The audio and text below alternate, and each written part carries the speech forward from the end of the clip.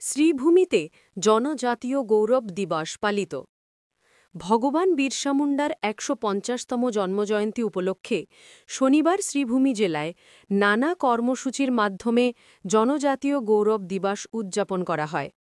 লোয়াইরপোয়া ব্লকের ছাগলমোয়া tribal ME স্কুলে আয়োজিত অনুষ্ঠানে প্রধান অতিথি হিসেবে উপস্থিত ছিলেন রাজ্যের মন্ত্রী কৃষ্ণেন্দু পাল। অনুষ্ঠানের সভাপতিত্ব করেন জেলা আয়ুক্ত প্রদীপ কুমার দ্বিবেদী। হালাম, চড়াই, ডিমাসা, খাসি, রিয়াং, রাংলং সহ বিভিন্ন জনজাতি সম্প্রদায়ের জনগণ ও শিল্পীরা সঙ্গীত ও নৃত্যে অংশ নেন।